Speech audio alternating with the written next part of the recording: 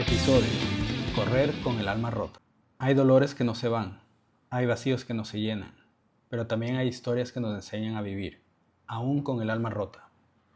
Esta no es solo una historia de deporte, es una historia de amor, de pérdida y de propósito. Esta es la historia de Milton y de Milty. En este episodio de Until You Become, no vengo a enseñar, vengo a escuchar. Porque cuando un padre corre para honrar a su hijo, no solo entrena el cuerpo, corre con el alma. Bienvenidos a otro episodio de Until You Become. Hoy no tengo a un invitado, sino tengo a un amigo, a un hermano de la casa. A Milton lo conozco por ya muchos años. Él es un hombre que aprendió a correr con el alma rota. Su historia no es solo de deporte, es de amor, de pérdida, de volver a levantarse cuando no quedan fuerzas. Esta conversación no se trata de tiempo ni de medallas. Se trata de lo que pasa cuando el corazón te dice sigue corriendo, aunque ya no esté quien más amabas en esta vida. Quien no te espera del otro lado de la meta. Milton, bienvenido a esta conversación. Muchas gracias. Quiero comenzar hablando un poco acerca de tus inicios en el deporte, cómo arrancaste, desde cuándo es amor hacia el deporte. Me voy a remitir, digamos, a mi época de colegio.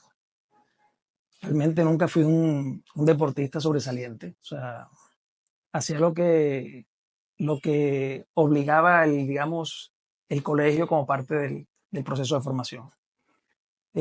Nunca fui, digamos, destacado en algún deporte en particular, fútbol. O sea, practiqué todo un poquito porque tocaba. Pero digamos que mi paso por el deporte escolar fue muy básico. Prácticamente no hubo. O sea, esto lo menciono para contextualizar lo que voy a decir después. Es decir, no tenía elementos para practicar deporte supuestamente, porque había otras personas que tenían unas competencias diferentes. Fui creciendo, con el tiempo me di cuenta que podía hacer algunas cosas. Empecé a jugar fútbol, ya digamos a nivel recreativo también, pero en campeonatos de padres de familia. En el colegio practicé algo de baloncesto también. Me iba bien. Sin ser destacado me iba bien. Me sentía que tenía algo de talento para eso. Y digamos que quedó ahí. O sea, con el tiempo quedó ahí. Cuando empezó toda la fiebre, por decirlo así, del deporte en Barranquilla principalmente, la gente empezó a practicar ciclismo, algo de atletismo. Muy poco se hablaba de triatlón realmente cuando inicié. En una de las empresas que trabajé, participé en una carrera que fue muy famosa aquí en Barranquilla, que es Ralco. Eso se hacía todos los primeros de mayo, sin ninguna preparación. Un día me metí a hacer 10K, no los terminé. Esa fue tu primera Esa carrera. fue mi primera carrera, pero o sea, yo no me retiré del deporte totalmente, no sé por qué, por algo de dignidad, porque pensaba que tenía que recuperar lo que no pude hacer ese día. Y después de un tiempo lo hice, pero me quedé ahí. Empecé con la bicicleta un poco, con amigos, pero muy recreativo. Distancias máximo 25, creo que un día hicimos 30 kilómetros, pero eso pensaba que era mucho, con el tiempo me di cuenta que era muy poco. Y alternaba con algo de atletismo. Muy básico, nos conocimos en ese tiempo, estuvimos con varias agrupaciones, Night Runner, Go Runners, y digamos que ahí empecé a darle hasta cuando llegó la parte del triatlón. La parte del triatlón, digamos que cuando llegó la franquicia de Ironman a Colombia, que fue en el 2016, eh, me dio o sea, tuve como la inquietud, me llamó la atención y lo puse como una meta para hacerla con mi hijo, que digamos en su momento él era nadador de competencia, él sí tenía un nivel bastante sobresaliente y le propuse un día, vamos a hacer Ironman. Acaba de llegar, nos toca entrenar, pero realmente lo veíamos, o sea, en ese entonces lo veíamos como algo sencillo, no era sencillo, realmente no es fácil hacer triatlón, digamos, en ese nivel y en niveles superiores. Pero lo propuse, quedamos ahí, finalmente no se hizo y bueno, ya después vienen otras cosas. Pero eso es más o menos a grosso modo lo que hice y pues después vienen otras cosas de cómo abordé el triatlón. Perfecto. Y de esa primera carrera en Ralco, ¿cómo te sentiste? ¿Cuál fue tu sensación de...? Porque yo sé, después de lo que contaste del libro, que Ralco fue muy divertido porque yo honestamente no sabía de qué se trataba. Me dijeron 10K, tienes que darle 2 vueltas a este circuito. Y yo en mi cabeza hice el recorrido varias veces. No, sube por aquí, bajo por acá, bajo por acá. O sea, eso subiendo el 80 hasta la carrera 60, bajaba hasta la 77, vía 40 y lo repetía 2 veces. Daba más o menos 10 kilómetros. De hecho, nunca lo medí exactamente. Cuando íbamos en la primera subida, o sea, subiendo el 80, cuando llegué al puente de la 60, te digo, fue totalmente deprimente. O sea, yo llegué sin piernas, o sea, me agarré de la baranda del puente de la 60, prácticamente me arrastró. O sea, yo me movía más con los brazos que con las piernas. Calambre en músculos que no sabía que tenía. Y finalmente decidí, no puedo continuar con esto. Me retiré. O sea, yo me retiré en el primer tramo, el primer segmento de la carrera. Y fíjate que competimos de la empresa 5 personas. Yo fui el único que no terminó. Pero lejos, o sea, ni siquiera hice la primera vuelta. Me imagino el bullying después de la empresa y todo, ¿no? Esa parte no la recuerdo realmente, pero seguramente existió. Sí, ¿no? Y creo que en tu libro comentabas que luego volviste a dar el circuito con un amigo. Con un amigo, cuando ya, digamos que le cogí más amor y más constancia al atletismo, me lo puse como una meta, que un check que tenía que colocar ahí. Y con un amigo hicimos el recorrido un día. Los dos nos fuimos un fin de semana, nos organizamos, algunos movimientos articulares, hicimos el recorrido. Con alguna dificultad, pero lo terminamos. O sea, Sí. marcaste el check que Hice el necesitabas. primer check ahí. Ese era un mini bucket list también que tuvimos. Bueno, Milton, nosotros nos conocemos ya varios años. Sí. 2010, yo llegué acá en 2016, pero alrededor de ese año nos conocimos. Sí. ¿Qué recuerdas de esos primeros momentos cuando entrenábamos con Night Runners? Lo que sucede es que era totalmente divertido, o sea, no había ninguna expectativa de nada. Realmente lo hacíamos así, nos reuníamos. El fin de semana íbamos a Trocha y chévere. O sea, la ruta, o sea, no había ninguna expectativa, se caminaba mucho, parábamos a tomar foticos, compartíamos, era totalmente divertido, no había ninguna expectativa. Y sigue siendo divertido realmente en este momento, pero ahí no pensaba en nada de competencia. Yo participaba únicamente por estar. Nunca se me ocurrió ganar nada, o sea, de hecho, bueno, he ganado algunas cosas, pero circunstancias particulares, pero no es que tenga un nivel de que yo en las carreras esté peleando podio y tampoco es mi interés personal hacerlo, o sea, no, lo hago por compartir principalmente, pero siempre fue muy, muy divertido. Sí, claro, ahí eran las rutas de Vía al Mar, ¿te acuerdas? Total. Que era la ruta buscando a Pepillo. A Pepillo no te aparecía. O sea, era se iba. Él tiene que recordar esto con mucha gracia porque Pepillo, nosotros salíamos a hacer rutas de 10 kilómetros y terminábamos los 10 kilómetros y Pepillo hacía 35. 35, sí. Entonces era la ruta o sea, Vía al Mar. Se equivocaba. Sí, me equivoqué hoy, hice 30. 35 kilómetros. Era la ruta buscando a Pepillo. Esa ruta eran y siguen siendo, desafortunadamente el tema de seguridad cambió un poco, pero siempre fue el mejor plan. Sí, esas son rutas muy bacanas. No, sí, esa época yo la recuerdo con mucho cariño y en parte son mis inicios aquí en Barranquilla en el running. Yo ya venía con cierto recorrido, pero aquí ustedes me acogieron y fue... ¿Sabes qué fue chévere de esa época? Nosotros nos agrupábamos como por categorías, de una forma muy informal ahí, hacíamos los que puedan hacer la ruta larga, entonces decíamos 8 kilómetros, se van con este grupito. Los que no puedan con los 8, sino que quieren hacer un poquito menos, 5, se van con el otro grupo. Así es. Y nos dividíamos y era muy chévere porque todos participábamos, al final nos encontrábamos en el mismo lugar de salida. El que hizo los 8, chévere, y el que hizo los 5 también. Y después compartíamos un ratico y siempre fue muy... Era un tema netamente social. Sí, totalmente. Era muy chévere. Sigue siendo, ¿no? Sí. Bueno, Milton, quiero pasar un poco a conversar sobre Milty.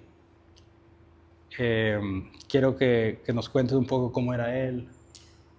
Mi hijo nació el 10 de abril del año 1995. O Milty tuviera 30 años. ¿Sí? Milty era un niño perfecto. En todos los sentidos. Y no es porque era mi hijo, ni porque pasó lo que pasó. Sino Milty era un ser humano extraordinario. Mi hijo era... Te podría hablar de toda la vida de él, pero me voy a remitir al tiempo Mi hijo estaba radicado en los Estados Unidos. Él estudiaba en la universidad en USF, en la Florida, en Tampa. Y digamos que académicamente era sobresaliente. A nivel deportivo, desde el colegio fue sobresaliente también. Sí practicaba, como lo mencioné ahorita, natación. Excelente nadador. De hecho, tenía varios récords escolares. Quiero pensar que todavía están, pero para mí todavía están. Él era un ser humano extraordinario. No tenía ningún vicio de ningún tipo. Con nosotros era, te puedo decir que un hijo ejemplar. En la sociedad, con los amigos, era distinguido siempre.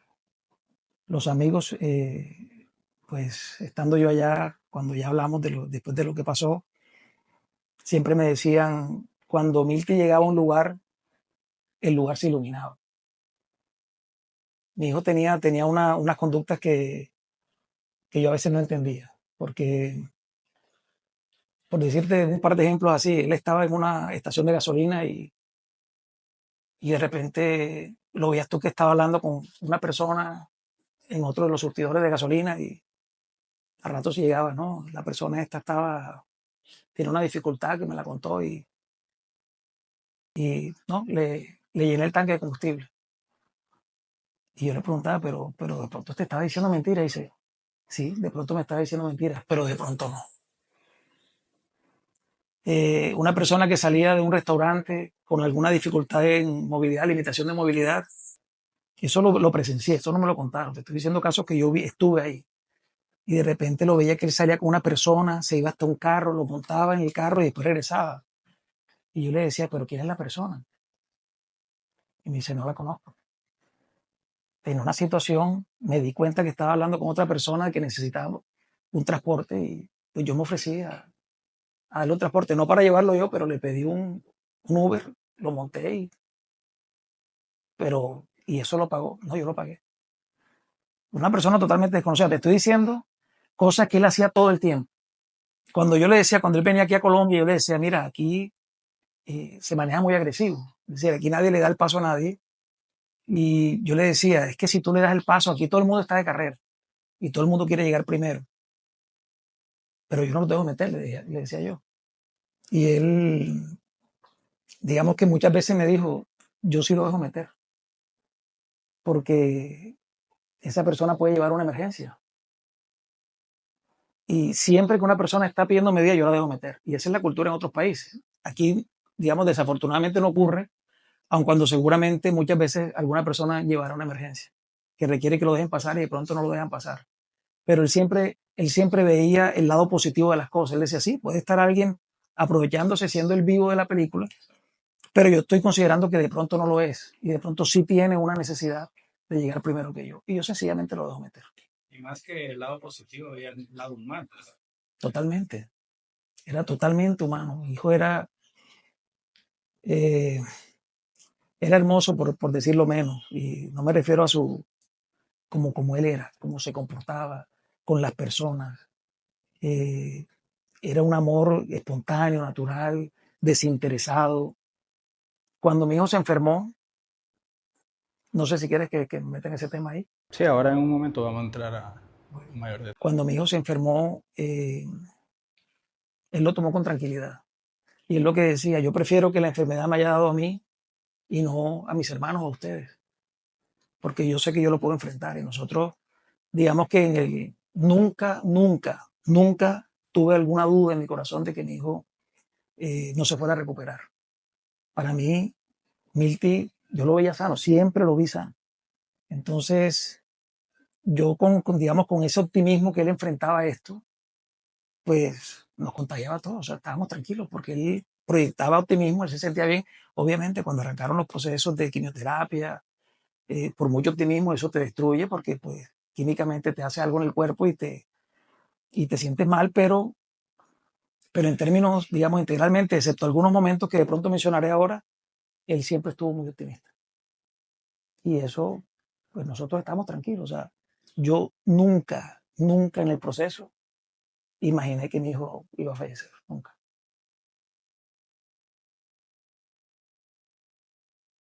Sí, en una parte del libro contabas que Al principio tenía un 85% de probabilidad de y éxito, tú al ser buen ingeniero totalmente. sabías que era una... Esos números para mí eran buenos, Eran buenos. sí. Sí. ¿Qué es lo que más admirabas de Milton?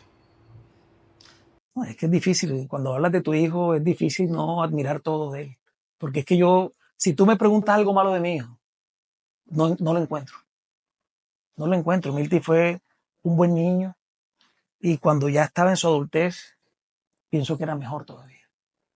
Entonces para mí es muy difícil encontrar algo que no admiraba de él. Mi hijo fue la mascota de la universidad, 3 años y medio, Rocky D. Bull.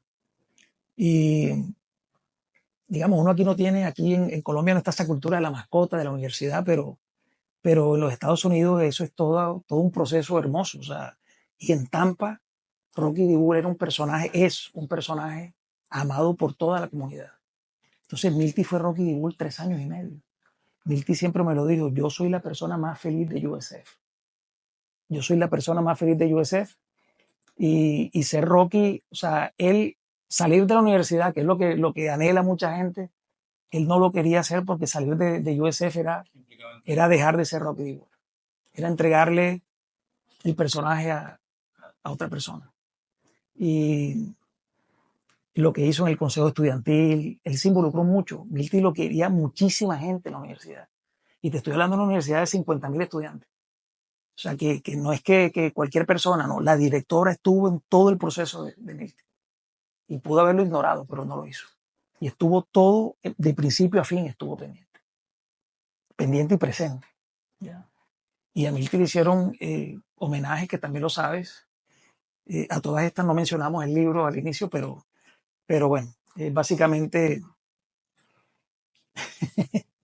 a Ahora Rafael hablaremos de él. también, básicamente él hizo muchas cosas digamos que en la universidad lo distinguían y siempre estuvo, o sea, siempre participó. O sea, no fue un estudiante que llegó solo a estudiar, a hacer su carrera, sino que estuvo involucrado en todos los procesos de la universidad.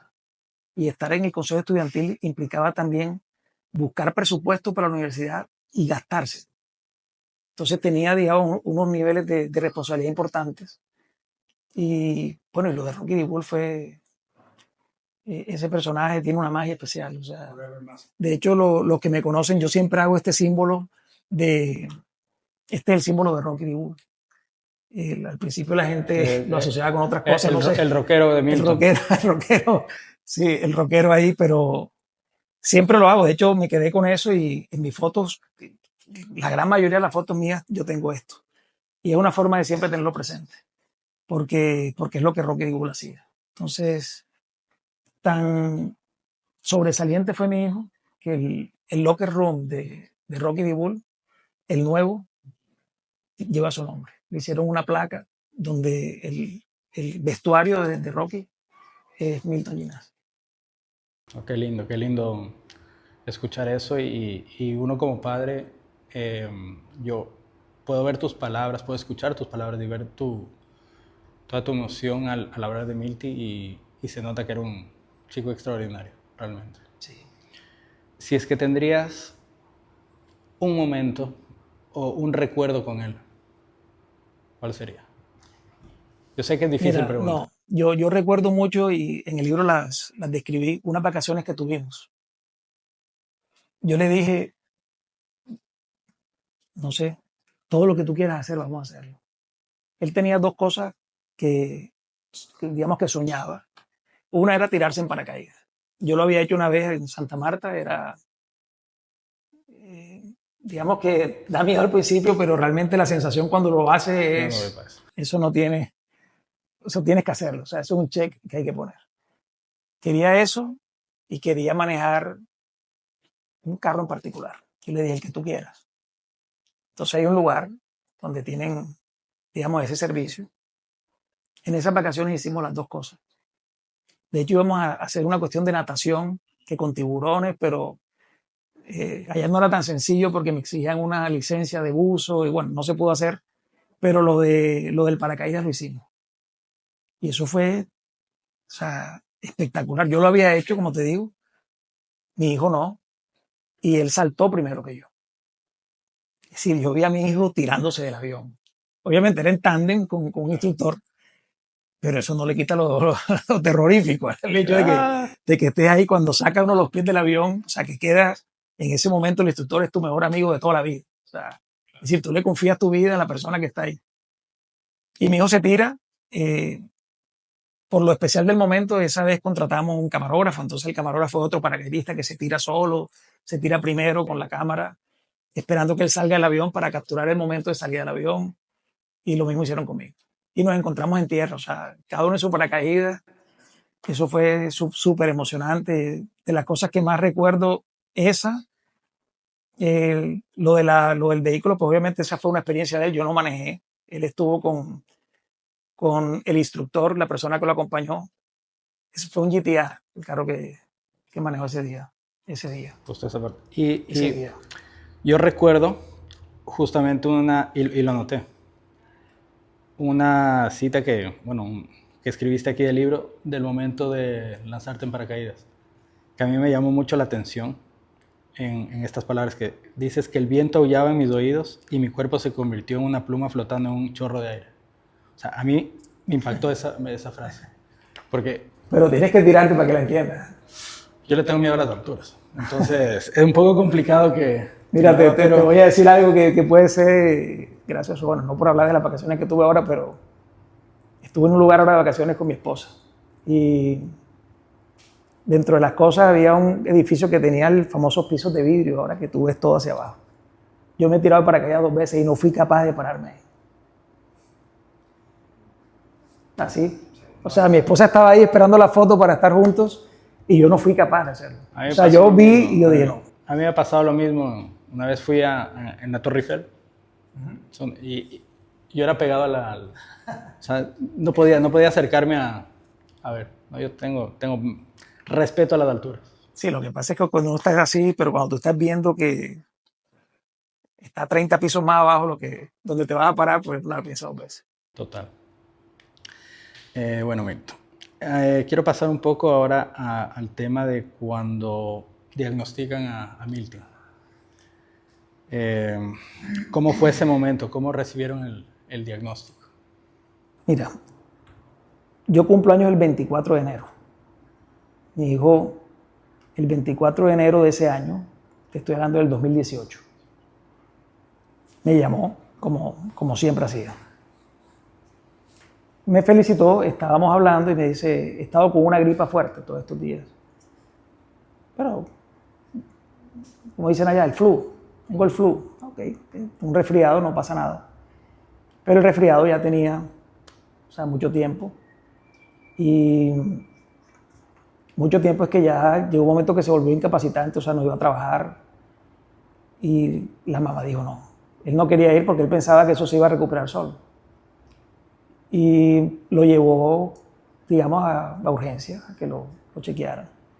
Y el primer chequeo que le hacen en la clínica le dicen que no, que así sin mucho, le hicieron exámenes de laboratorio y le dijeron no, todo indica que es lo que tiene es leucemia. Pero tenemos que remitirlo a otro hospital para confirmar o revertir el diagnóstico. Lo movieron de ese hospital a otro, al Tampa General Hospital, y ese mismo día, en la noche, eso fue el 1 de febrero del 2018, le confirmaron el diagnóstico. Entonces, bueno, mi hijo cuando le dijeron, en la primera instancia, cuando le dijeron que probablemente era eso, él me llamó inmediatamente. Yo estaba reunido con 2 personas en la oficina, son 2 amigos, en la oficina del cliente. Y son personas muy allegadas. Cuando Milty me llamó, yo contesté la llamada por ser él. Y cuando me dijo la noticia, me la dijo él muy tranquilo, realmente no. Me dijo, papi, bueno, tú sabías que yo estaba como con un resfriado, fui al médico y me hicieron exámenes de laboratorio y el médico me dice que probablemente tengo leucemia. Me lo dijo así muy tranquilo. Y le dije, ¿cómo así? Yo, o sea, en ese momento te digo, se me vino el mundo encima.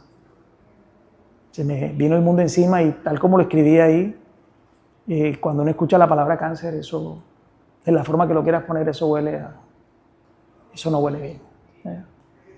Y yo adopté esta posición, así.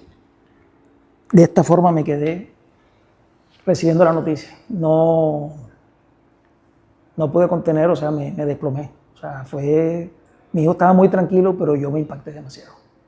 Es decir, yo no actué, o sea, actué como un padre, ¿ya? Como un padre que su hijo le está diciendo que tiene cáncer. Y sencillamente me puse a llorar, o sea, lloré de una forma inconsolable, no me contuve, me fui por un rincón, no sabía qué hacer, con una mano tenía el celular, con la otra. Y pues, obviamente terminé la reunión que estaba, le conté a las personas que estaban ahí lo que había sucedido y salí de la oficina, de la sala donde estábamos reunidos. Había otras personas que me encontré en el camino, una persona que estudió conmigo en la universidad que es pastor. Le pedí el favor que orara por mi hijo, nos sentamos en un espacio de la cafetería, hicimos una oración y yo desde el minuto 1 yo estaba desesperado, mi hijo estaba tranquilo, pero yo me desesperé inmediatamente. Cuando bajamos, una de las personas con la que estaba, Efren, un gran amigo, me abrazó, me dijo que tú ibas a estar bien, que Milti era un pelado fuerte, que un pelado que siempre ha sido sano, que no tenía, o sea, vicios de ningún tipo, nunca tomó, nunca fumó, nada, que él iba a salir de eso. Y realmente yo estaba convencido que iba a ser así, pero inevitablemente me daba miedo. Entonces, pues de ahí informé lo que tenía que hacer, informé a la empresa, a mi esposa le dije, la oficina está muy cerca de mi casa y le pregunté dónde estaba, me dijo, estoy llegando a la casa, le dije, baja, estoy aquí. Y en ese momento, pues yo con un nudo en la garganta, ella me preguntó, ¿pero qué pasa? Y yo le dije, Milti, pero no dije más nada. Y cuando bajo le conté, nos abrazamos, obviamente, ella me dijo que todo iba a estar bien, que todo iba a estar bien, que... Es decir, yo en el momento tenía miedo porque no quería que mi hijo pasara por eso. Porque gustosamente yo hubiese, si me lo ponía aquí, enfrentado la situación por él, pero Dios tenía otros planes. Entonces yo sencillamente en el momento no tuve sino que esperar. Organicé viajes, después que informé lo que tenía que informar, le di a algunos amigos cercanos. Al día siguiente viajé a Tampa, ¿no? Y cuando yo llegué a Tampa, mi hijo estaba en la unidad de cuidados intensivos porque ese cáncer era muy, muy agresivo. Es decir, mi hijo pudo morir el primer día. Ese día, cuando le diagnosticaron, él pudo morir.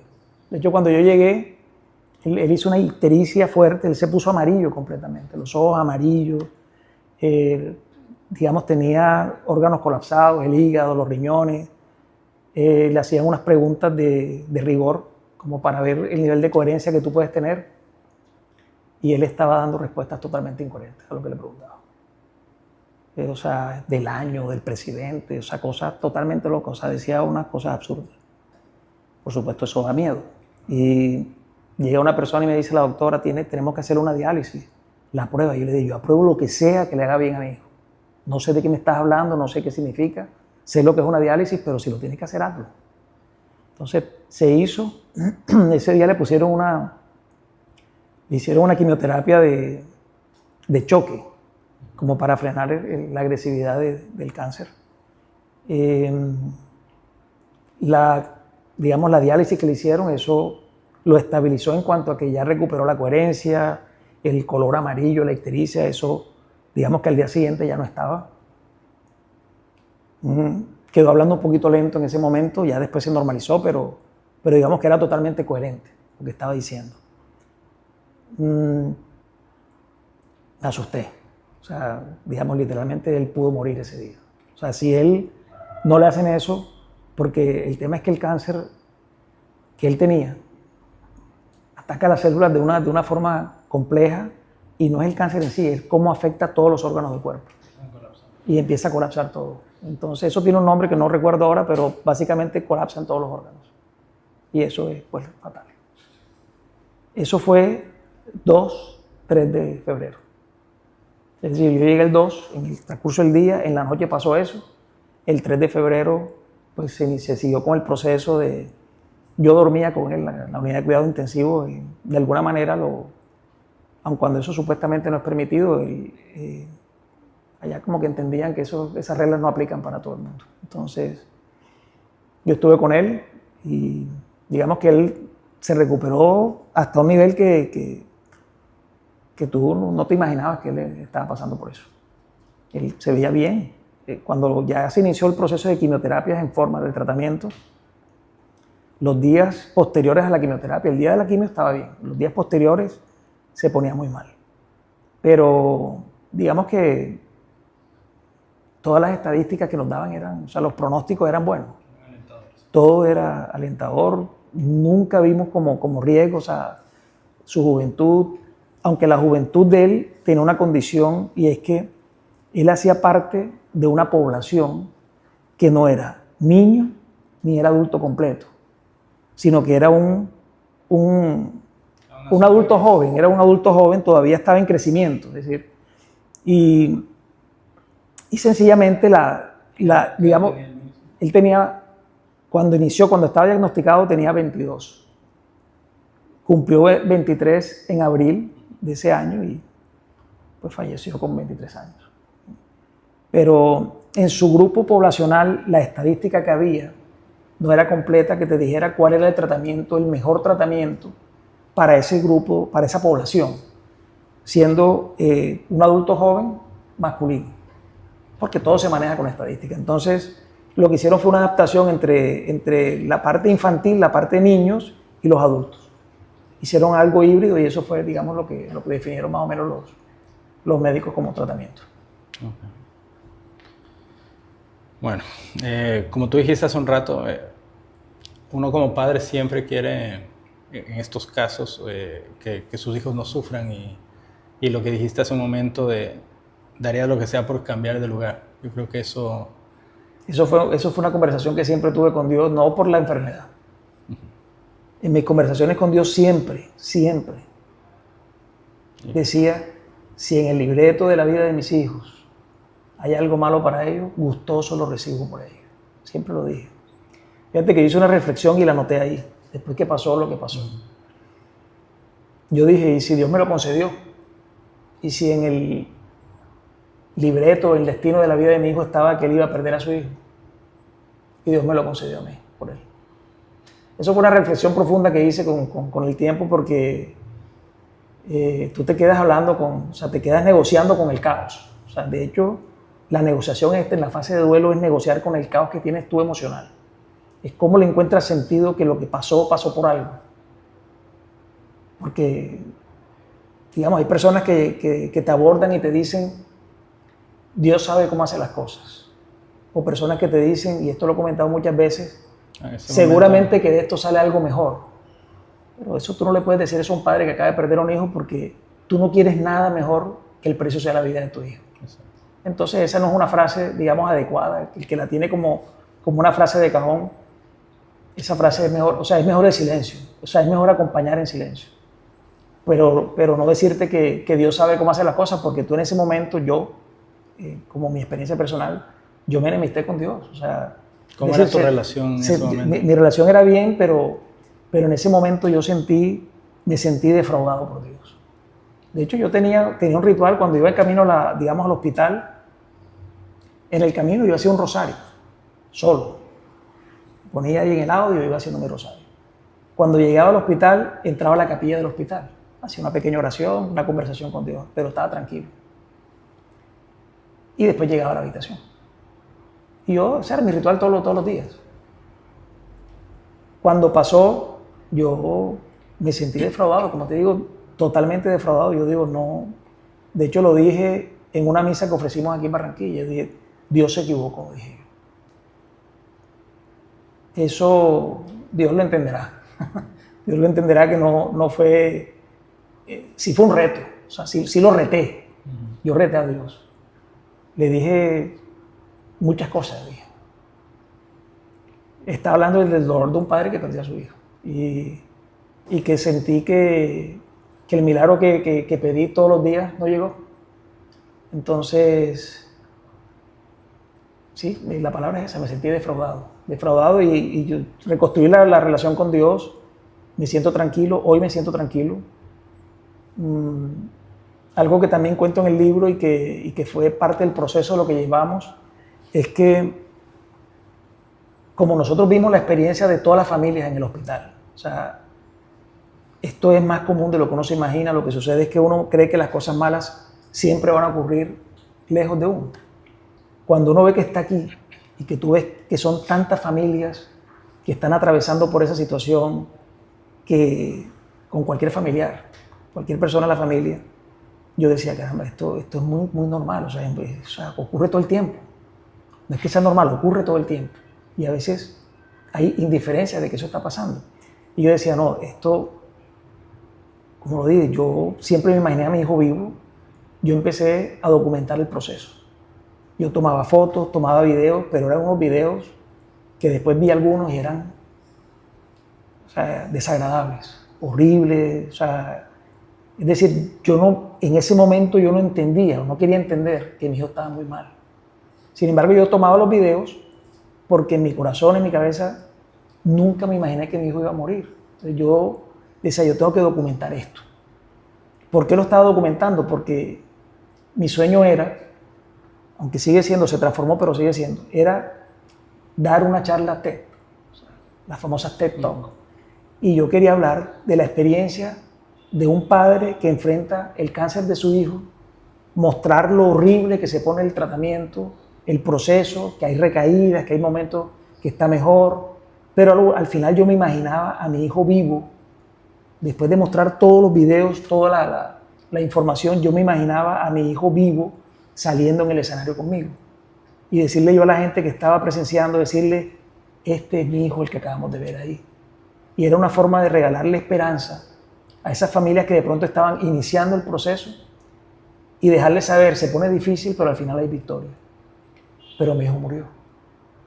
Entonces, destruí todo el material que tenía, no lo quería ver, como te digo, algunos de los recuerdos de Google que a veces te traía, vi algunos después y eso no me hacía bien verlo, honestamente no era, por el desenlace no era bueno, no me hacía bien, yo eliminé todo y digamos que me quité la idea de hacer eso porque no pasó lo que yo visualicé. Después de un tiempo me di cuenta que el mensaje, digamos, yo debo ser portador del mensaje de esperanza todavía. Y es para las familias que como la mía, el desenlace de la prueba no fue la victoria como tal de ver a mi hijo sano, sino que a pesar de que mi hijo murió, uno tiene que encontrar nuevamente razones para seguir siendo feliz. Y en el libro pongo una frase que a mí me gustó mucho y que la felicidad siempre encuentra el camino de regreso.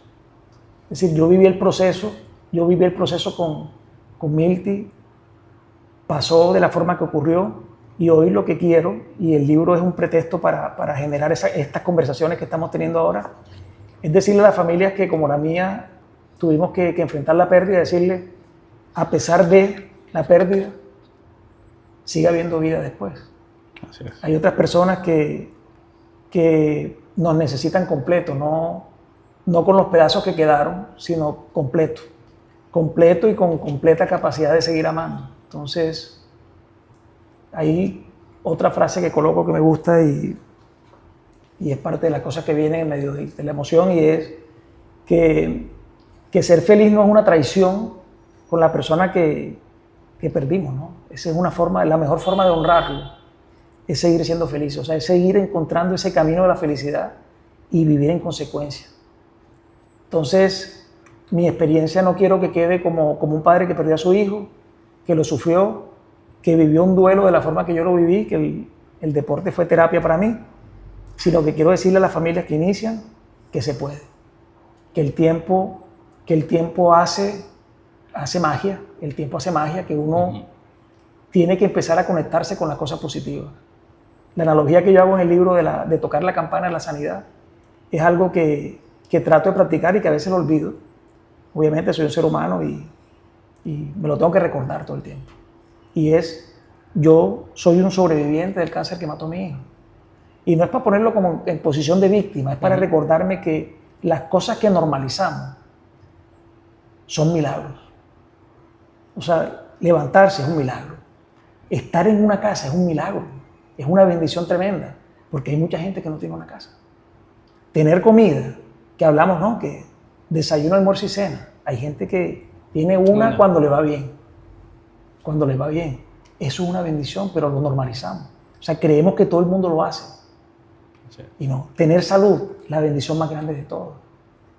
Y se nos olvida que estamos sanos, o sea, que estamos llenos de vida y no agradecemos por eso, porque creemos que es lo normal y no es lo normal, es una bendición. Entonces, la recomendación que yo doy siempre es, uno no puede dejar de hacer el inventario de las bendiciones que tiene en la vida, porque son muchísimas, desde las más pequeñas hasta gigantes, pero creemos que son normales. Pero cuando te llega, muy normalizado. Muy claro, cuando te llega algo que es diferente, que te golpea, vivimos en ahí automático. empiezas a entender que eso era una bendición. Cuando tienes una enfermedad grave, ahí te das cuenta que tener salud era una bendición gigante. Sí. Entonces no hay que llegar a esa instancia y nunca hay que perder la esperanza. Independientemente del resultado que ocurrió en mi familia, yo vi otras familias tocando la campana de sanidad. Y eso es un ritual hermoso, de alguna forma es regalarle también esperanza a los que estamos ahí escuchando el sonido y viéndolo. Mi hijo un día vio eso y se asustó. Él, en su corazón, él creía que no iba a salir de eso. Y lamentablemente tuvo razón. Cuéntame, Milton, ¿cómo fue el día que Milton se fue? Mira, si a mí alguien me pregunta un día malo en tu vida, el peor día de mi vida fue ese. Y ahí sí, o sea, mi hijo murió el 11 de octubre del 2018. El día anterior, o sea, nosotros tuvimos, digamos, cuando se dio la complicación, él tuvo una complicación que se llama veno-occlusive disease, básicamente un hígado colapsado. Él tenía algunas mejoras leves en indicadores, después caía, mejoraba, caía, a veces mejoraba 2 días, después caía 3, y así veníamos, jugando con la emoción, con la esperanza.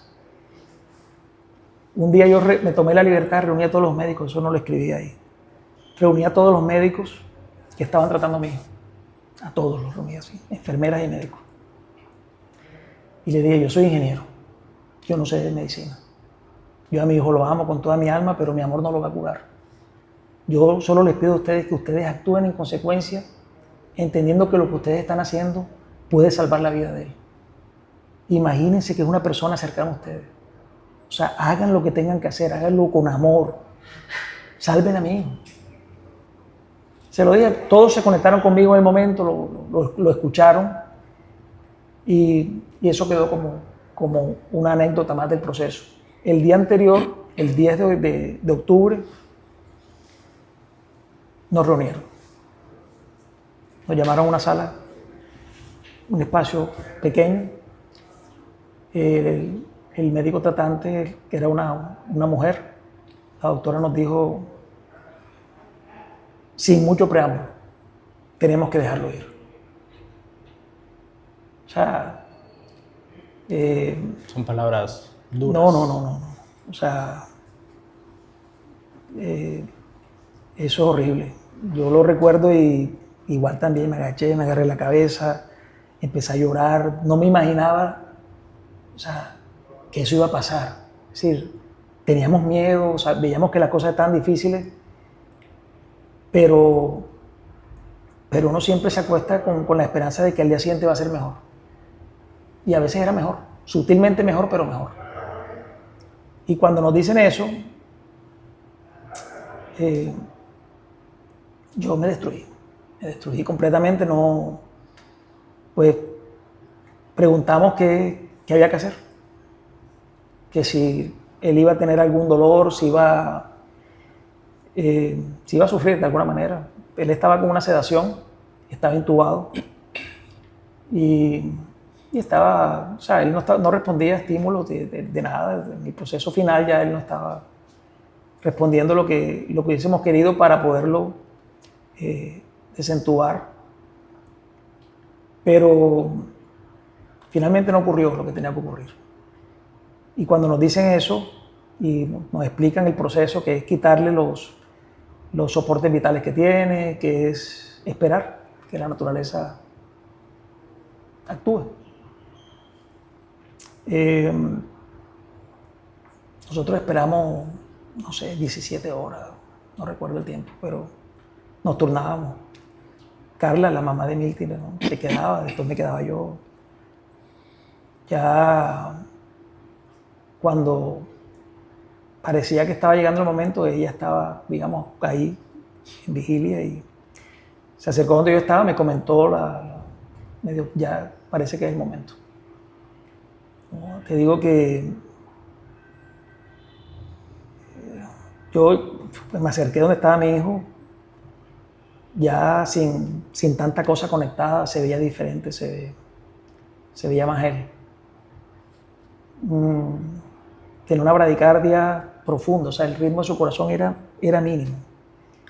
Yo lo que hice fue, me acosté, o sea, puse este lado de la cabeza en el pecho, a escuchar el corazón de mí, o sea, a entender de una forma literal, totalmente literal lo que significa el último suspiro. Porque lo ve uno en las películas, lo lee en alguna parte, pero estar ahí es diferente.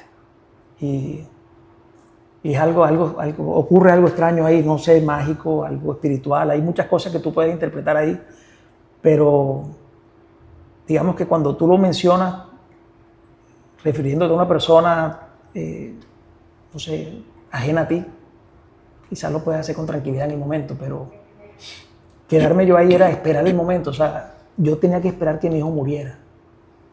O sea, yo tenía la cabeza en el pecho de mi hijo, colocando para escuchar su corazón hasta el último latido literalmente.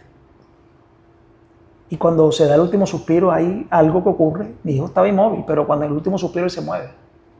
O sea, él hace un movimiento. Ese fue el peor día de mi vida. No hay ninguna duda. Fue horrible, fue desgarrador. O sea, fue, a pesar de que ya veníamos 8 meses de tratamiento. 8 meses de tratamiento. Mi esposa, ella viajó el día anterior. Yo le dije, vente, porque las cosas están. Ella llegó, estuvo conmigo ahí. Estuvo conmigo siempre. No siempre estuvo presente porque alguien tenía que estar acá, pero digamos, mi vida se movió 8 meses entre Tampa y Barranquilla. Yo viajé, no sé, 10 veces, 11 veces. Y me quedaba ya mucho tiempo. Al final me quedé todo el tiempo. Cuando mi hijo, cuando falleció, eso fue, o sea, no, que no puedo, mi hijo se transforma inmediatamente la persona cuando fallece, ocurre algo con el cuerpo. Yo me salí de ahí, digamos, después que pasó, uno siente que uno muere ahí. Es decir, porque algo de uno se muere. Yo creo que uno no voy a decir resucita, pero uno recupera algo que pierde en ese momento después. Pero en ese momento tú sientes que mueres con la persona que tú amas. Y, o sea, eran 17 horas y que descansa, o sea, realmente descansar donde tú estás acostado pensando que alguien te va a decir, ya tu hijo se va a morir. Es decir, ya te lo habían dicho, tienes que dejarlo ir. Pero podía pasar ese día, de pronto era el día siguiente. No sabíamos, o sea, va a pasar en el momento que la naturaleza diga que tiene que pasar. Y pasó al día siguiente, o sea, contigo fueron 17 horas, no recuerdo exactamente, pero fue más o menos el tiempo, 15, 17 horas que esperamos desde que nos dijeron y desde que le quitaron el soporte vital hasta que ocurrió.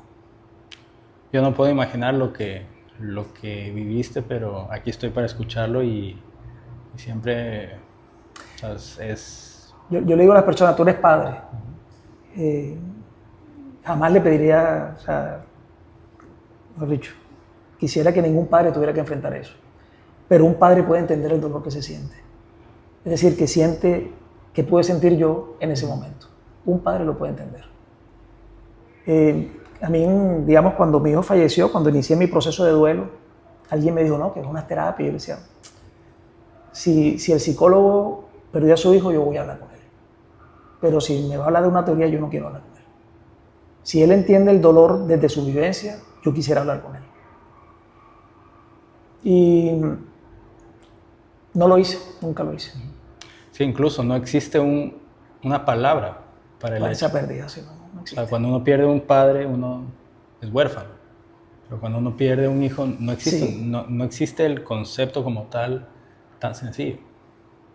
Fíjate algo curioso, que cuando yo decido lo del libro, como parte también del proceso de sanación y de compartir la historia y, como dije ahorita, de generar conversaciones, esto que me pasó a mí también ocurre muchísimo y uno es ajeno a eso. Es decir, a mí me han referenciado personas que vivieron eso. De hecho, hablé con una persona recientemente que en marzo perdió a su hija. En una situación, la niña cayó de un 9º piso, 16 años. Entonces, en medio de lo doloroso que ha sido el proceso, para mí es gratificante saber que puedo ayudar a alguien a atravesar el camino que ya yo recorrí y decirle a las personas, hey, a mí no me lo dijeron así, pero yo les digo, yo te escucho lo que tú quieras. Si tú quieres que yo te diga algo, te lo digo. Si solo quieres que te escuche, te escucho. Pero sí te puedo decir que te vas a recuperar, que el tiempo va a ser lo suyo. Date la oportunidad. ¿Qué te salvó de no rendirte por completo en ese momento? Tengo muchas personas que me aman y que yo amo. Empezando porque tengo otros hijos. Tengo una esposa que adoro con mi alma, que siempre ha estado para mí ahí. Y que yo sé que ella me quiere muchísimo también. Tengo grandes amigos que siempre han estado, y descubrí otro grupo de amigos con el deporte. Y tú eres parte del proceso, porque cuando eso ocurrió yo te llamé a ti. De hecho, fuiste la persona que referencié y te pregunté, quiero hacer esto porque de las cosas que quedaron como un compromiso que yo mismo me hice, en el proceso del tratamiento hicimos un bucket list. O sea, anotamos algunas cositas, ahora que salgamos de aquí hacemos el Ironman que tanto aplazamos y no lo hemos podido hacer. Porque el 2016 era muy, muy rápido, el 2017 se graduó de la universidad, el 2018 le dio cáncer. Y o sea, cuando salgas de aquí vamos a hacer eso. Lo del stand-up comedy, que también fue parte del proceso y lo compartí, porque mi hijo lo hizo. Lo hizo primero cuando estaba yo en Barranquilla. Como yo me lo perdí, mi hijo lo repitió estando allá yo. Fuimos los dos y él repitió, se inscribió, hizo su numerito ahí, unos minutos. Solo para que yo recuperara el tiempo que perdí, o sea, la oportunidad que perdí de verlo. Y le dije, la próxima vez me gustaría que lo hiciéramos juntos. Cuando recuperemos todo esto, preparamos algo chévere, hacemos un libreto, o sea, hicimos un plan. Pero ese plan no quedó, el del Ironman no quedó con él, pero yo me quedé con esas dos tareas. Y esa fue mi forma de honrar a Milti y de iniciar mi proceso de sanación. Fue el Ironman 73, el primero que hice en el 2021. Aun cuando yo inicié en 2019 con el de la Esperanza, que fue el primero que hice, que te dije que fue una coincidencia también, yo iba a hacer el Ironman ese año, pero no estaba preparado, realmente no estaba preparado. Empezando porque yo, sabes que la natación yo la empecé viejo, o sea, yo tengo 54 años, y yo empecé a nadar a los 48. Un nadador arranca a los 4 años, no sé, 3 años, no sé qué edad arranca. Yo estoy lejos de ser un nadador, pero lo hice. O sea, empecé a entrenar y yo dije, tengo que hacer esto. Y me lo puse como meta, empecé a entrenar, te llamé. Yo te llamé a finales del año 2018. Sí. Diciembre, por esos lados. Y tú me recomendaste al entrenador que sigue siendo mi entrenador hoy día. Pero en ese entonces yo me comprometí con esto, le expliqué las razones y comenzamos a hacer el entrenamiento para triatlón. Empezando, cogí clases de natación por un lado y empecé a hacer lo que me ponían a hacer. En 2019 hice el Triatlón de la Esperanza, que era un sprint, pero ahora lo veo pequeño, pero en ese momento no lo veía pequeño. Era retador. Claro. Era retador, yo enfrentarme al mar, o sea, aguas abiertas. Yo decía, es que en la piscina yo cuando llego al otro lado yo me agarro del murito, pero en el mar ¿de dónde me voy a agarrar? O sea, no tengo forma de agarrarme en ningún lado. Y al final resulta que es más fácil nadar en el mar. Tiene sus complicaciones cuando el mar está difícil, pero el mar tiene su magia. Tiene su magia. En el 2019 hice eso, en el 2020 me inscribí inmediatamente para el Ironman, se metió Mr. COVID y se canceló el Ironman de ese año. Entonces los que nos habíamos inscrito quedamos automáticamente inscritos para el siguiente año. Y en el 2021 fue cuando hice el Ironman. El primero que hice. Ese fue el más especial de todos, porque ese era ese era el Ironman de Milty.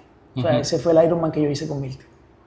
Ese el Ironman lo hicimos juntos. O sea, yo nadé con él en la cabeza, en la bicicleta estuve con él en la bicicleta.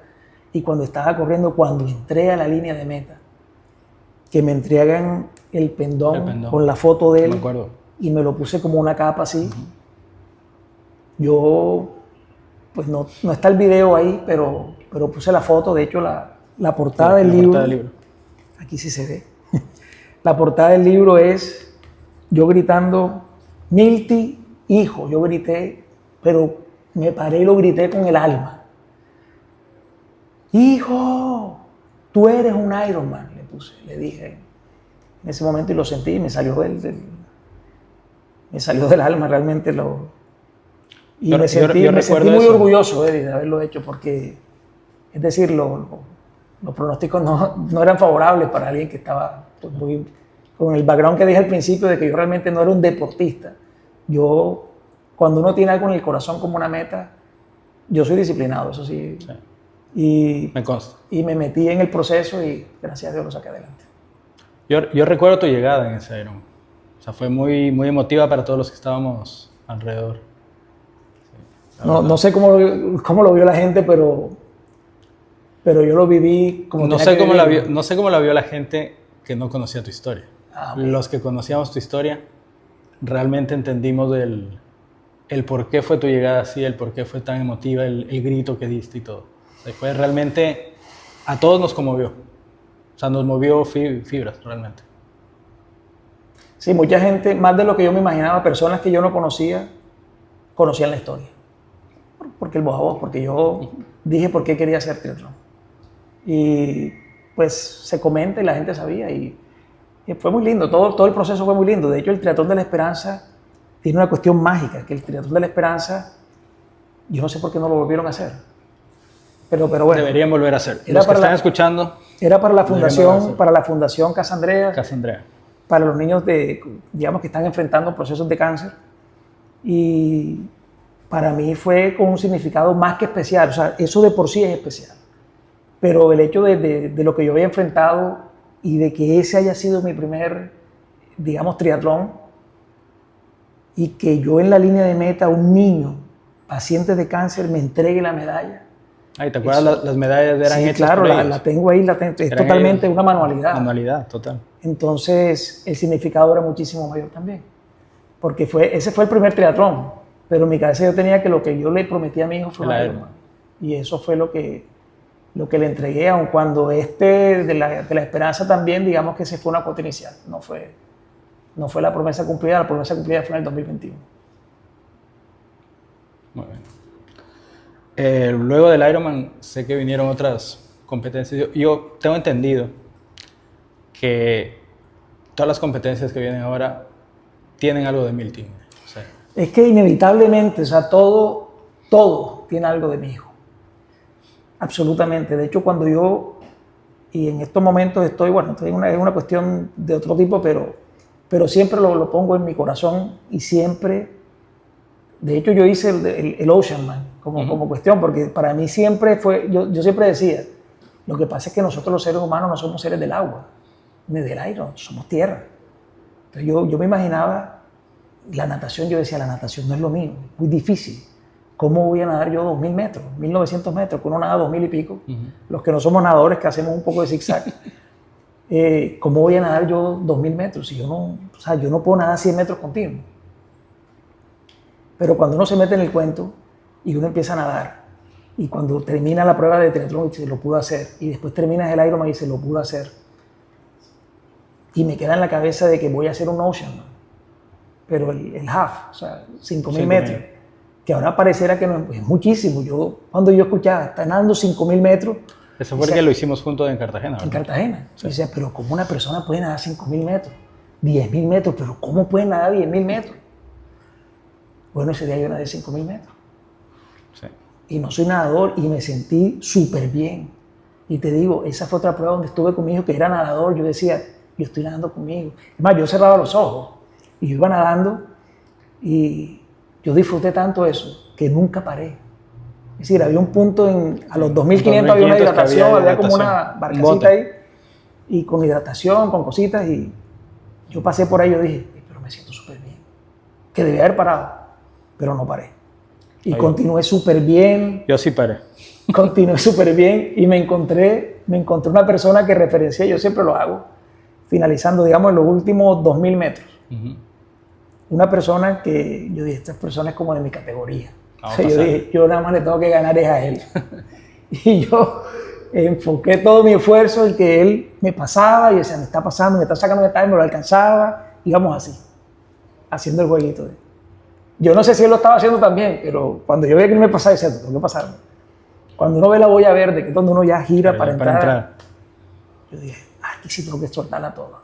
Y empezar con lo que tenía, con la técnica que tenía. ¿No? Digamos que yo he entrenado bien para eso. Yo entrené bien. No sí, me acuerdo de los entrenamientos. No me presenté irresponsable, lo hice con juicio. Y ese día nadé súper bien, me sentí muy, muy cómodo. Y efectivamente le gané a mi contrincante desde el momento que fijé ahí. Pero digamos que, bueno, para responder la pregunta, yo siempre tengo a Milty en mi corazón. Es decir, Milty siempre va a estar conmigo. Mi hijo, su cuerpo ya no está, pero él... Yo me acuerdo de su sonrisa, ocasionalmente me encuentro una foto, me da nostalgia, ocasionalmente lloro. Antes lloraba todos los días, sin excepción, todos los días. El 100% de los días lloraba. Muchas veces en el día. O sea, es decir, mi momento en la oficina, después la gente me lo comentó, respetábamos tu espacio. Pero yo estaba en el computador y estaba llorando, o sea, sí, yo estaba llorando ahí. Y a veces me daba pena con la gente, me tapaba. Es decir, no quería generar una sensación, sentimientos que no me gustan, de lástima. No, eso no me gusta. Pero se me había muerto mi hijo, o sea, yo no podía estar feliz, o sea, tenía que estar viviendo mi proceso. Oye, y algo que tú dijiste en tu libro, que me marcó también, justamente de que los hombres también lloramos. Y que sí, claro, sí. Un hombre que no ha llorado frente a otros... No es un hombre todavía. No es un hombre todavía. Sí. Sí, desafortunadamente, digamos, la sociedad machista muchas veces nos educa de esa forma. Y eso genera conflicto en los niños. Decirle a un niño que los niños no lloran es decirle que tiene que meterse las emociones, no dejarlas salir, y eso enferma. Antes, por contrario, los niños lloran, las niñas lloran, los seres humanos lloramos, todos, sin excepción. Es normal, es parte del humano. Y decirle a un niño que no llore es conducirle a un error, a un niño que va a tener que guardar la emocionalidad que tiene y seguramente la va a canalizar mal. Entonces, llorar es sanador. Yo le digo a la gente que está en cualquier proceso y si tiene ganas de llorar, llora. Y que los hombres no lloran, sí lloran. Lloramos, y el hombre que no ha llorado, que no es capaz de llorar delante de otras personas, no es un hombre todavía. Llora todas las veces que tengas que llorar. Y comparte el dolor si lo quieres compartir. Hablar ayuda. Hablar ayuda, es terapéutico. Pienso que no tiene que ser con un psicólogo o un buen amigo, es una gran ayuda. Así es. Milty, ¿qué cambió en ti, en tu espiritualidad hoy en día? Porque durante el proceso tuviste conflictos que peleaste. Sí. ¿Cómo cambió tu espiritualidad después de todo esto? Lo que pasa es que yo siempre he sido espiritual. Yo soy medio filósofo. Y así me describo. Yo soy un aprendiz de filósofo. Soy muy espiritual. Yo tuve mi conflicto con Dios. Por lo que dije ahorita, me sentí defraudado, traicionado y pensaba que no iba a salir de ahí. O sea, estuve y hablé feo con Dios. Y hoy día estoy bien. Yo puedo decir que ya mi relación con Dios está bien. Hablamos en unos términos diferentes. Hay mucha gratitud, he dicho cosas que muchas veces yo dije, no, yo no puedo agradecer porque mi hijo murió. Yo no agradezco porque mi hijo murió, pero sí agradezco porque lo tuve 23 años. Y a veces nos olvidamos de eso. Eso también es una bendición. Y pueden haber personas que perdieron a su hijo a los 5 años, 6 años, 7 años. Yo lo tuve 23 años. Fueron 23 años maravillosos, donde mi hijo, en su corta edad, dejó huellas importantes y las personas lo recuerdan como lo que es. Le hicieron homenajes hermosísimos en la empresa donde trabajaba, que también tiene una placa que creo que ahí la coloqué, la foto. Y la que mencioné ahorita del vestuario de Rocky, que creo que si Milty era la persona más feliz de USF, es la persona más feliz en el cielo con ese homenaje. Ese homenaje. Sí. Sí, justamente estoy buscando una cita que Veo que hiciste algunos sí, varios. resaltando, ¿no? Sí. De lo que decías de agradecer y estar siempre pensando en las bendiciones que uno tiene. Sí. Y tener los recuerdos. O sea, los recuerdos, cuando te preguntaba acerca de... Sí. Cultivar memorias, Exacto, cultivar recuerdos. memorias. Sí. Y aquí dice que una evidencia de que la vida está llena de momentos extraordinarios esperando a ser vividos. Sí. Y esa frase a mí me marcó porque siento que muchas veces dejamos pasar momentos importantes, momentos especiales por el día a día, por el trajín, por el trabajo. Nos metemos a lo que llaman en la licuadora, estamos metidos dentro del caos. Sí. Y esto creo que es fundamental. Mira, es tan importante que, de hecho, eso tiene unos estudios. No los hice yo, por supuesto, pero se hicieron estudios de personas que le preguntaban a un niño de distintos rangos de edad. Niños, pero pequeños, ya cercanos a la adolescencia. ¿Qué recuerdas tú de la celebración de tu cumpleaños de cuando cumpliste 7 años? No, recuerdo que fuimos al parque tal. Recuerdo que mi primo se cayó ese día. Tal. Me acuerdo que hicimos el trencito no sé qué. O sea, se acuerdan del momento. Y le preguntaban, ¿tú te acuerdas que te regalé yo ese día? Hacían memoria, no se acordaban. O sea, los niños entrevistados no se acuerdan de las cosas, se acuerdan de los momentos que vivieron, que compartieron. Entonces, el mensaje es claro. Uno se tiene que regalar momentos, uno tiene que cultivar momentos especiales con la persona que quiere para que tú generes recuerdos hermosos. Como decía el chavo, y así lo anoto ahí, para que cuando te acuerdes de los momentos vuelvas a ser feliz otra vez. Entonces, uno tiene que cultivar esos momentos. Y ojo, no estamos hablando de cosas que cuesten dinero. Estoy hablando de ir al parque a la electrificadora, a jugar, a correr, a comerse un heladito. O sea, cosas totalmente simples. Eso genera más recordación y amor que cosas materiales, que se olvidan inmediatamente. Y casi todos los niños que entrevistaron en el proceso, en el estudio, no sabían que le había regalado. Sí, es como en las navidades que le regalan al niño el juguete caro y él se pone a jugar con la caja del juguete. Exactamente igual. Sí, es como dices, son los momentos los que nos llevamos para siempre. Las cosas materiales van no solo te lo llevas tú, sino que se lo regalas al otro. Y esa es la mejor forma de ser feliz colectivamente. Así es. Porque es que los dos están disfrutando el momento. Y es hermoso, o sea, que tú vuelvas a ver, si tienes un video, si tienes fotos, y te acuerdes del momento. Ah, súper chévere. Eso, yo creo que se explica solo. Igual uno, digamos como adulto, te pones a pensar en cosas materiales también, y tú dices, pero te acuerdas de momentos compartidos y te das cuenta que ese estudio es totalmente cierto. Así es. Ahí está la verdadera felicidad. Entonces, como padres, lo que tenemos que hacer es recuperar el camino y hacer eso. Y el mensaje que dejo yo ahí es ese. Sí, regala momentos, regala una aventura, regala tiempo para compartir. Y siempre le digo a la gente, si tú quieres regalarle algo valioso a otra persona, regálale tu tiempo. Porque eso es algo que jamás vas a volver a tener. A tus hijos, regálale tu tiempo. Entonces, fíjate, y hago esa reflexión, la hice con un amigo con el que hablo bastante, con José Ignacio, que a veces nos gastamos la vida buscando recursos para disfrutar la vida que no disfrutamos porque estamos gastándonos buscando recursos. Entonces entramos en un círculo que es destructivo. O sea, te la gastas buscando recursos que realmente no necesitas. Es decir, no los necesitas en demasía. O sea, tú tienes que generar una fortuna para empezar a ser feliz. Hay que ser feliz todos los días. La famosa parábola del pescador. Sí. Hay que ser feliz todos los días. Todos los días sin excepción. Tienes que descubrir algo que tú digas, fui feliz hoy. Y que uno diga, este día valió la pena vivirlo. Pero eso debería ser todos los días.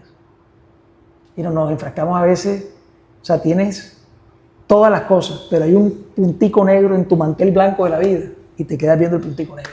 Así es. En vez de disfrutar el resto de lo blanco, que es lo que más tienes ahí. Así somos, ¿eh? Hace parte de la naturaleza del ser humano, que no debería ser así. No debería ser y eso se puede cambiar. Te digo yo, es decir, la persona que me conoció a mí hace 20 años, esa persona no me conoce. Si la persona hace 20 años no me ve, hace 10 años no me ve, esa persona no me conoce. O sea, esa persona no puede decir que me conoce, porque yo soy otra persona, o sea, sin lugar a dudas. Todas las cosas que nosotros hacemos, no porque perdí a mi hijo, todo lo que tú haces en el proceso de tu vida te vuelve otra persona.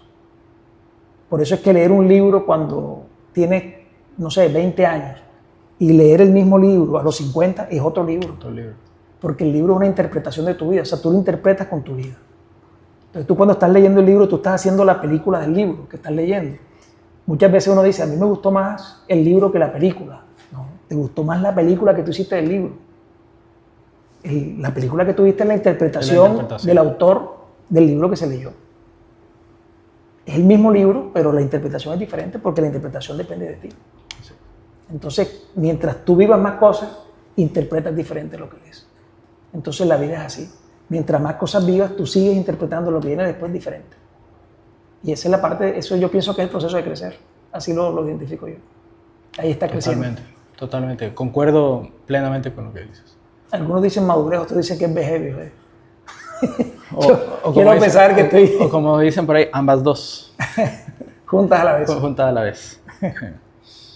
Milton, ¿qué le dirías a alguien, a un padre que está pasando por estos momentos dolorosos en estos momentos? Lo dije en el título del libro. Hay vida después de la muerte de un hijo.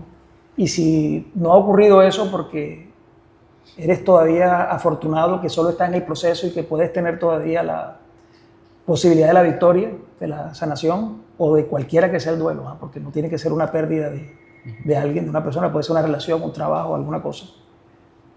Lo que le digo a las personas es que el tiempo hace magia, o sea, que el tiempo es un aliado con el que uno tiene que estar y que tienes que esperar, pero que tienes que conectarte con el optimismo y el inventario de las bendiciones hay que hacerlo. Para mí lo transformador es que lo malo que te está pasando, horrible que te está pasando, no te impida que tú continúes viendo las bendiciones que tienes en tu vida. El ejercicio ganador es ese. No es fácil hacerlo al principio, porque uno tiene que vivir el proceso, pero se puede. Les digo, se puede, hay vida, hay recuperación y insisto en lo que dije ahorita, la felicidad siempre encuentra el camino de regreso. Hay que esperar, con paciencia, hay que conectarse, hay que hacer cosas. Esperar con paciencia es esperar de forma activa, no es quedarme acostado recordando y remarcando el dolor de la pérdida cualquiera que sea la que hayas tenido. Tienes que actuar en consecuencia, te tienes que mover. Ayúdate y para mí el movimiento fue hacer triatlón. Mi terapia, y lo digo en el libro, que me salvó la vida en forma metafórica, pero de pronto tiene algo de cierto, totalmente literal, y es que mi mente estaba ocupada en el triatlón. Yo cuando inicié, totalmente juicioso, todos mis días arrancan a las 4 de la mañana, entreno, oficina, llego a veces doble, a veces en la noche tocaba también entrenar, y así fue la rutina, 6 días a la semana. Entonces yo no daba espacio que el ocio me ganara la partida, trayéndome pensamientos que me fueran a destruir, y a destruir desde adentro, que es la destrucción fuerte, porque te tumba el ánimo, te tumba todo y te quita las ganas de continuar. Entonces yo puse a Milty como, yo lo voy a honrar con esto. Es decir, yo no tenía derecho a fallar. Alguien me pregunta, pero ¿y si te hubiese dado calambre? Hubiese esperado que se me quitara. Algo hubiese hecho, pero yo no podía fallar. Es decir, yo no estaba haciendo eso solo. Y no es porque fuera a ganar el Ironman. O sea, en mi cabeza nunca estuvo eso. Yo tenía que terminarlo. Lo ganaste de diferente manera. Lo gané. Para mí fue una victoria. Y por lo que tuve siempre digamos, en la preparación y el día que fui a recoger la medalla, que fue el día de la carrera. Se puede. Yo le digo a los padres o a cualquier persona que espera que se puede. Te vas a recuperar. O sea, el que sea que esté escuchando, te vas a recuperar. 100%. Pero tienes que darte el tiempo. Y el tiempo esperando de forma activa. Y es, métete en algo. Aprende un idioma nuevo, aprende a tocar un instrumento, a hacer algo diferente. Ocupa tu tiempo. Y justamente, esa es la siguiente pregunta de, ¿qué te enseñó el deporte para la vida? ¿Cómo ves el deporte que influye en... No, el deporte es, no solo es por hablar de salud y cosas, tiene un componente social. Descubrí grandes amigos, como lo dije ahorita. Tú eres uno de esos. Y tengo personas que estuvieron ahí en el proceso, que me acompañaron y que siguen ahí en el proceso. O sea, ya no son compañeros de deporte, son amigos. Porque es que uno ya llega un momento que trasciende, o sea, el papel cambia. Entonces, en lo social conocí personas. Desde el punto de vista de salud, me siento mucho mejor. En atención, mucho mejor. O sea, yo al deporte le debo muchas cosas. De hecho, yo sigo compitiendo. Y cuando me dicen, pero este es por Milty, no, es que el de Milty era el primero. Y aun cuando los demás yo le pongo algo y yo, este se lo voy a dedicar a mi padre, este se lo voy a dedicar, el de Milty fue el primero. Que Milty está conmigo en todo, por supuesto, pero el de él, el que yo le prometí a él, lo hice en el 2021. Entonces, me permitió recordar que lo disciplinado que soy. Me permitió entender de que no existen los imposibles, solo cosas que tú no te dedicas a hacer. Yo, si miramos la historia deportiva mía, no había, o sea, en estadísticas que tú miraras con lógica, que yo tuviera los elementos para terminar eso. No lo tenía. Y hoy te puedo decir, no, pero yo lo puedo terminar con poco entrenamiento. Claro, ya hice el primero, que lo entrené muchísimo. Y sigo entrenando. Y lo hice, o sea, yo he hecho 4 veces esa competencia. 3 veces en Cartagena y otra en Nueva York. Y el de Nueva York hice 2 veces, hice 2 el mismo año, que fue el 2023. Entonces, digamos, si yo miraba la historia, yo no tenía los elementos para terminar eso. Y lo retador fue eso. Es decir, saber que tú tienes, siempre vas a poder hacer algo. El tema es que te tienes que fijar la meta y trabajar en consecuencia. Sí, la meta no se cumple sola. Eso me dejó el deporte. Y me sigue dejando cosas buenas. O sea, conozco mucha gente. Y bueno, y he visto, digamos, el amor de las personas en el proceso. No solo el deportivo, sino ya pasando a un plano más personal. Bueno, Milton, antes que nada quería agradecerte por venir acá, no guardarte nada, hablar de la forma más franca, más sincera, como siempre te ha caracterizado, no guardarte el dolor, transformarlo, enseñarnos de que después de una pérdida, después del dolor, siempre hay esperanza, la vida continúa. De mi parte, decirte que yo siempre te he admirado, has sido un referente para Gracias. mí. Y seguir adelante. O sea, la vida continúa, la vida sigue a pesar de todos los traspiés, de todos los dolores que pueden venir. Y quién mejor que Milton para habernos dado este testimonio, esta historia de vida y nuevamente agradecerte por este espacio. No, gracias a ti, Eddie, por brindarme la oportunidad. Realmente, como lo mencioné, digamos, el libro es un pretexto para generar conversación como esta.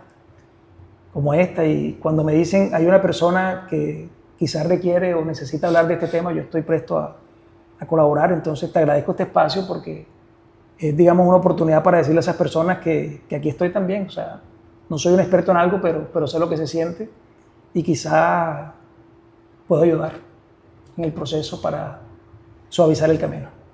Y cuéntanos, Milton, ¿dónde pueden adquirir el libro? Bueno, en este momento la venta es directa conmigo, pero también está publicado en Amazon para los que le interese. Sí. El link va a estar acá abajo. Con el nombre. Sí, el que se interese, ahí está. El que lo quiera y no lo pueda comprar, igual que me contacte. Gracias, Milton, por tu tiempo y... Gracias, Eddie. Until You Become, siguiente episodio. No corres solo, nunca corriste solo. Y aunque el alma a veces se rompe, hay amores que nos reconstruyen. Gracias, Milton, por recordarnos que el dolor no se supera, se transforma. Si esta historia te tocó, compártela. No sabes a quién pueda salvar. Y recuerda siempre, be strong, be brave, be you.